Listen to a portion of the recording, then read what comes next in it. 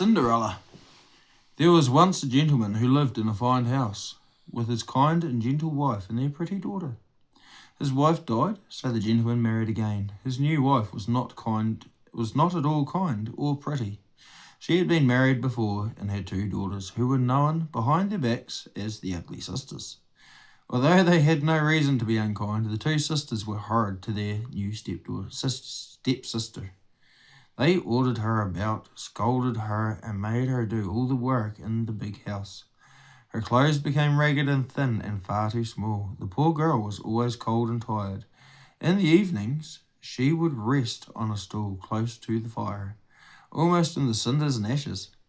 Cinderella, that's a perfect name for you, jeered the stepsisters when they saw her trying to keep warm. Now the king and queen of their country had a son, and they planned a big ball for the prince in the hope that he might find a bride. Invitations were sent to all the big houses. When a large invitation card to the royal ball arrived at Cinderella's house, there was a great flurry of excitement. New dresses were chosen for the ugly sisters and their mother, and nobody talked about anything except the ball. "I am sure the prince will fall in love with me," said one sister, smiling at herself in the mirror. "You silly fool," said the other, pushing her aside. "He won't be able to resist falling in love with me. Just think, one day I could be queen." And she pretended she was the queen already, as she ordered Cinderella to get another pair of shoes for her to try on. No one thought of asking Cinderella if she would like to go to the ball. They scarcely even noticed her as they rushed around trying on different wigs, fans, and gloves to go with their new ball dresses. At last the day of the ball came, and Cinderella worked harder than ever, helping the ugly sisters and her stepmother to get ready. They quarrelled with each other all day, and by the time the carriage drove away to the king's palace, with all the family in it, Cinderella was glad to have some peace. But as she sat on her stool by the fire, she could not help a tear falling into the ashes, for she wished that she could have gone with them. Suddenly she realized that she was not alone. A beautiful lady stood before her with a silver wand in her hand. "Cinderella," she said, "I am your fairy godmother. Tell me, what are those tears for?" Cinderella looked away. How I wish I could have gone to the ball too." "So you shall," said her fairy godmother. "But first we have some work to do. For if you are to go to the ball, I cannot send you as you are. Fetch me the largest pumpkin you can find in the garden." Cinderella fetched the largest pumpkin she could see, and with just a wave of her wand, her fairy godmother turned it into a gleaming golden coach. "Now we need a few horses," said her godmother. "Look in the mouse trap and see if there is anything we can use." Cinderella ran to the larder and found 6 mice running around in a cage. She watched her godmother wave her wand, and suddenly, harnessed to the coach, there were 6 shining, dappled horses stamping their feet. "Those horses need coachmen," decided her godmother.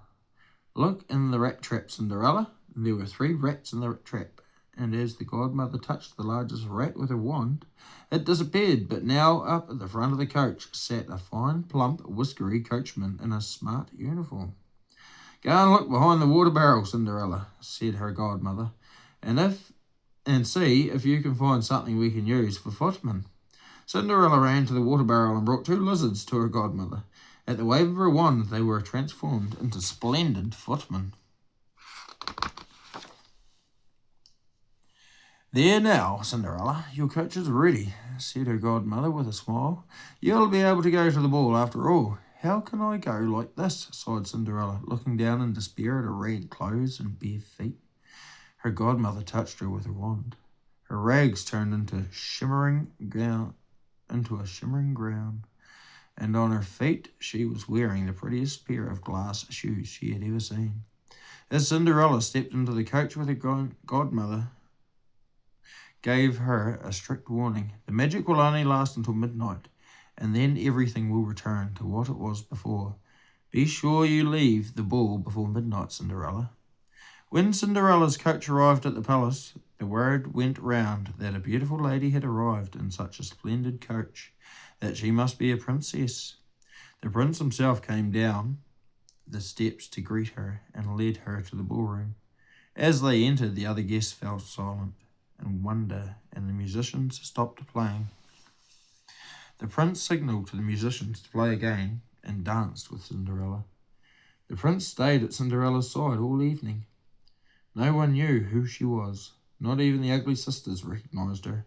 Cinderella was so happy that she did not notice how quickly the time was flying by. Suddenly she heard the clock strike the first stroke of midnight. With a cry she left the prince and ran out of the ballroom.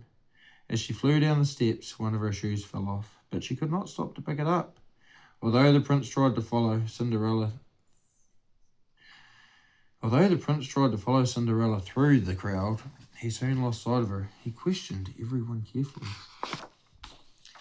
but no one had seen the beautiful lady leave.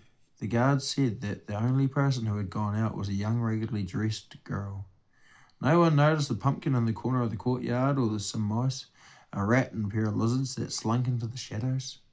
But the prince did find a glass shoe on the steps, and he recognised it as one of the elegant shoes that mysterious and lovely lady had worn.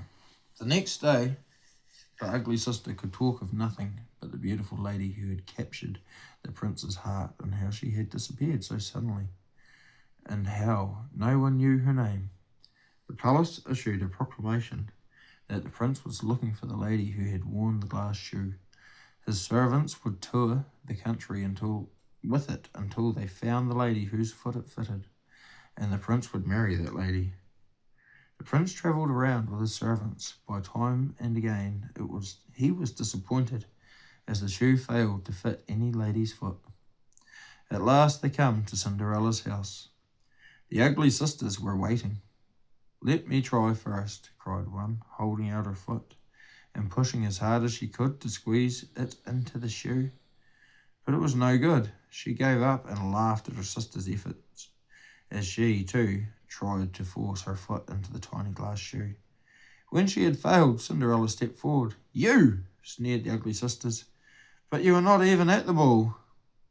Cinderella slipped her foot into the glass shoe. It fitted perfectly. Then she drew from behind her back a second shoe, which she put on her other foot. At the same moment, the fairy godmother appeared and touched Cinderella with her wand. Instantly, her ragged clothes changed back into the beautiful, shimmering dress, and Cinderella once again became the lovely stranger.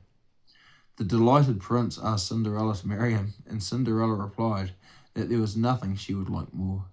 The ugly sisters begged Cinderella to forgive them for their unkindness, and she happily agreed. There was a final royal wedding for Cinderella and the prince, and they lived happily ever after. Cinderella found 2 husbands for the ugly sisters at court, and they, too, lived happily ever after. Well, almost.